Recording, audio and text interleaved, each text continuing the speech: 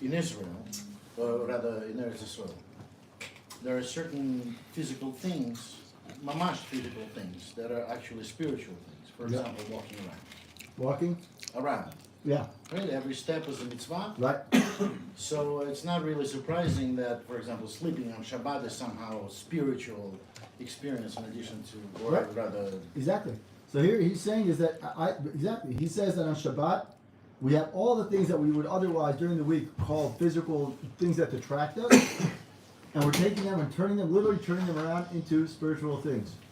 And he says, that means even though that we're doing all these physical things that we would otherwise think that they're preventing us from growing spiritually, he's saying on Shabbat, there's no mazikim. There's no mazikim. You can do those physical things. He's saying this is the opportunity. Lo yeh reshut al midat hadin, la'akev al midat hachesed, shelo titoshet alav b'shefa gadol. He says there will be no reshut, no midat hadin, no judgment on that day on Shabbat, and basically you'll have only chesed, only shefa. And he says here, basically what happens is he's saying is that the mekatrikim will set, you will not have the ability to prevent the midat chesed, right? In other words, that will have no permission. The midat hadin has no permission to prevent. The mekatrikim will have no ability to prevent your shefa coming down on Shabbat. That's what we say. It's me'en olam haba. Exactly. That's exactly right. Back to that. Exactly. He's about to get to that. Oh. Right. Exactly. He says go back to what we just said before about Eov. Eov said, right? All his things that Eov was blessed with so much shefa, right? Mamash, it broke the boundaries. And basically saying is that the term, it broke the boundaries. Hashem's Shefa Chesed broke down the boundaries to Eov, and therefore that anyone who is mamash ma'aneg the Shabbat and takes those things that are oneg, we know those are oneg, right? Food is an oneg for most people. Sleep is an oneg for most people. And during the week we would say those things are the opposite of spiritual things. We only take what we need. On Shabbat you have the opposite mitzvah. You have the mitzvah to do is to take those things and turn them into oneg, into mamash, into oneg. Loka Abraham, and then we go back to why does it say Abraham and Yitzchak, and why does it say not like Abraham and not like Yitzchak, only like Yaakov? And he says like this: Loka Abraham sheyatzam min Yishmael. What happened to Abraham? Yishmael. Lo Yitzchak sheyatzam min Esav. Midat hadin hata lo ezu tana lehem. For some reason, the Midat hadin was somehow mekatreg, or somehow was in charge, some charge against him. Elek Yaakov shaytam tetosh lema. Yaakov had complete, all 12 of his shvatim, all 12 of his sons were completely flawless. Therefore, and then so he says is basically that's why Abraham, and that's why the Gemara says not like Abraham and not like Yitzchak, because they were, for some reason, they were limited in their ability to receive. Because he gave Ishmael, came out of him. That's exactly what he said. It's like the worst time in the world. Look Exactly. what they're doing here. Exactly. Look He's what they're saying doing. exactly. So he's saying is that Yitzchak. That's like you did all the averas in the world, so you're stopping the Shefa from coming down. Exactly. Avraham stopped the Shefa from coming down. That's what he's saying. Right. Exactly. So he's saying is Gemara continues. What happens with what happens? It says here. It says whoever is ma'aneg the Shabbat will be spared from also from what is it called? From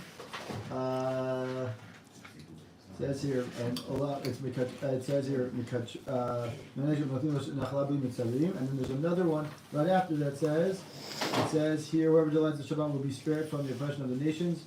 Okay, from the I think it's called something umot. Like Shiabud? Shiabud, yeah, I think it's called Shiabud. Shiabud Malchut. Shiabud Malchut. Thank you. That's the word. Thank you. Maybe you could say is maybe we shouldn't. Maybe, but he says don't say that even though Reshut Adin does not have authority to advocate against us on Shabbat individually, maybe it can do it for a nation, right? He says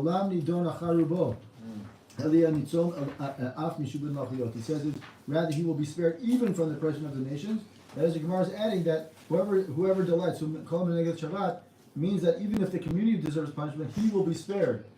And you can look around, and you can see the people who are Shomer Shabbat. You can see, there's this guy now who was saved from the Nova Festival, who started shaking Shabbat. He kept Shabbat. He said while he was driving on during Simchas Torah, he's got tattoos all over his arms. he's saying is, I said by myself, Hashem saved me and my wife and my kids. We're keeping Shabbat. He now walks around, he's touring America now. Really? Touring America, saying is, I was driving the car like a mad person. Bullet holes came through the car. Not one person was, none of my kids, not my wife, not myself were injured. He said, I'm taking, and he said the entire time, I said, Hashem, we're keeping Shabbat. That's what he said. Hashem, we're keeping Shabbat from this moment. I just learned today in Sanhedrin, in Asher, basically had the same thing. He was captured, and he said, HaKadosh Baruch Hu saved me from it. He was trying to appeal to non-Hashem, Yeah. and then he said, okay, HaKadosh Baruch Hu It's saved me, unbelievable. I'll change my ways. So it and says, that's if exactly you look what- at this, if you look at the stories of people who are must accept the Shabbat upon themselves,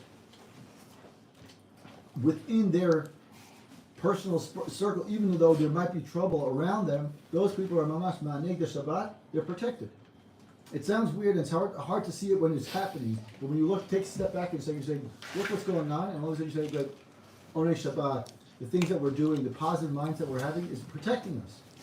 So that's what he's saying here, and he says, look at this, and he says, and now one someone might say is, how can someone say How without? tough could Hashem want us to be though? Like, Not exactly. So how he's tough saying, can we be? We don't have a heart of stone like it's like already, it's too much like already. yeah, it is, but he says what he says without. It says that in the merit of can we say that a person who's saying? How can we say that the Gemara? How can the Gemara say that without that? Basically, the Gemara is saying is anyone is. He says kol. I say kol ma'anegat Shabbat. Everyone. Shouldn't we say maybe we should say the tzaddikim? Shouldn't we say something like we should give some sort of a limit, right? He says no. He says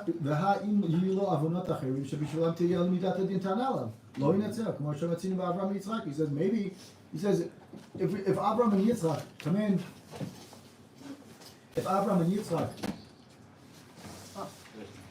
In other words, why are you saying that if he kept Shabbat, Right. that oneg that he did was a spiritual oneg, and there's no mekatrigim on that oneg? Right. What did he do all the week? Exactly. He has exactly. nothing his whole life. Right, exactly. So he's saying, how is it possible? Like, you're saying Abraham and Yitzchak were not spared. Kol v'chomer us. Like, I mean, Abraham and Yitzchak had their sons were Ishmael and and Esav.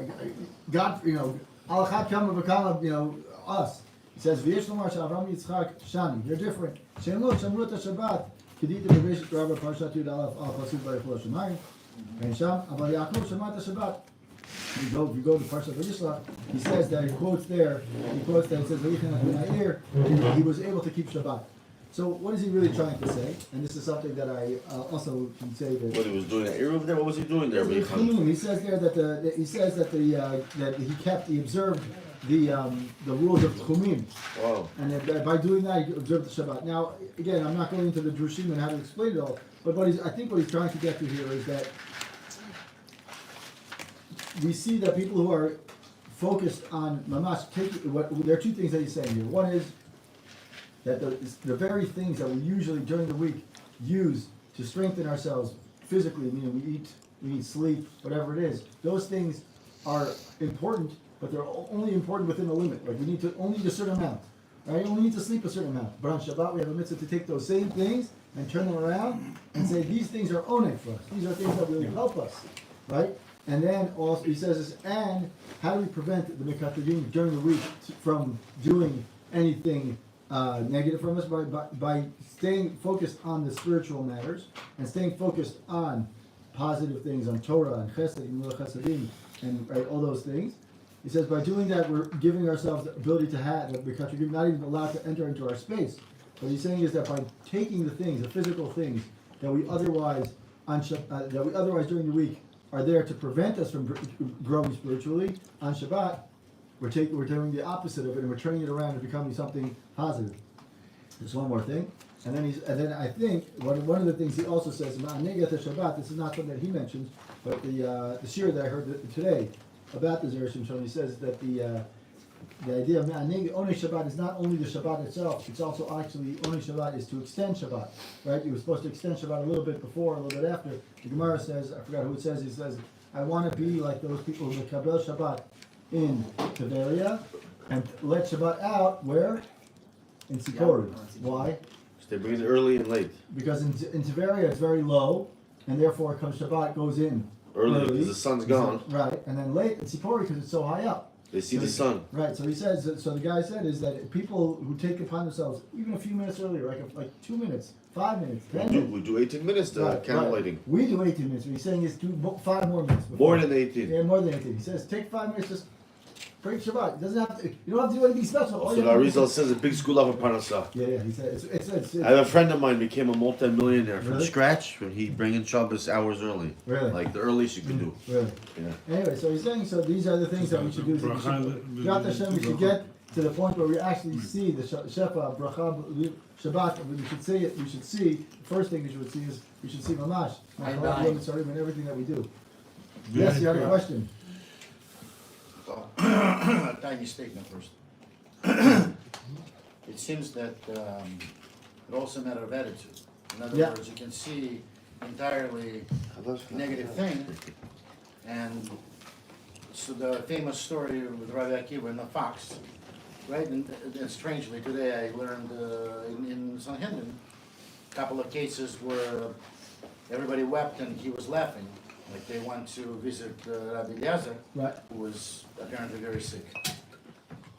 Chaim. Chaim. Someone just needs to fix the Go electricity. upstairs and I don't know I where. think it's here. It's right here, it's right here. It's right here. Just put on a torch and Or we could yell to the country. Where is it? Baruch Hashem. Right, Lift so the time. they went to visit Rabbi here's Eliezer and a- all, here's a door all here. of the It's like Shabbos Sukkot. all of the students wept and he was laughing, and they said, "Why are you laughing?" He said, "Because I was worried that Rabbi Eliezer is getting paid off in Right, this world, and now I see that he's not getting paid off right, fully in this world." So it's a matter of not just concentrating on positive, but actually seeing positive in everything. absolutely. No, I'm certainly not gonna say that. I can do that, but it's nice to know about Rabbi Akiva. The question about Yaakov's progeny. Yeah, So, Zera Shimshon says that Yaakov had flawless, but Mitatosh we Lema. know that's probably. I always have that question when people say that. Not just here. What was he There's gotta be asking? then difference between, Yaakov, we know that his Shvatim were not flawless. I mean, the Yechirat you made enough mistakes. Yeah. They didn't have Ishmael and Esau. Come There's a on. difference between making mistakes Can't compare the two, man. and being part of I the mean, same nation. They threw one brother in the pit. These guys are killing thousands. But you also can't say that the years. difference is that because they made tshuva, because we know Ishmael did eventually make tshuva, and Esau also. Women, you can't compare the two. Correct. That's my guess too. And yet, he was sent off to be a separate Who? Ishmael, Both of them. right, and a son. Which means what? I'm saying, The even chiluk the isn't fact that the they tshuva. made tshuva didn't change at the end of their They're lives. not part of Am Yisrael. Oh, that's what I'm saying. Yeah. So the Shvatim were not perfect, but they were considered the same Am. Okay, so we're gonna take a break for 2 minutes. Maybe not necessarily No, go they back. themselves Go up. as a result of sugar. Maybe they were back into the, what do you call it, fold. But they But were. their progeny was gone. Exactly, at exactly. that point. Let me find the next one. Okay. So that teaches us that if our children misbehave, that really isn't making them into Esau. Right, exactly. That would be a bit harsh. Okay. But I guess but Can I- the can Kutem Moran, Torah Maybe- Aleph, maybe I says missed it. that Yeah, the But, Yetzirah, and he like just trying to get familiar with he the doesn't style want of to the see, he description. doesn't want Like, to what was the connect hook into things the to a parsha? Shem, What and was he wants to the follow his taiva. why is this here? So every Shabbos. time somebody because follows their the taiva, first Aliyah was they're was Shabbos. actually Shabbos. giving power to their That's Yetzirah, which is Esav inside of them. Right, but when someone says, "Oh, you are a Nazi," doesn't make that person into actual Nazi. That's just maybe a like Nazi. You're not being fair. to And a whole each other. Parshat, why Still not. the beginning of the Parshat begins with Shabbat.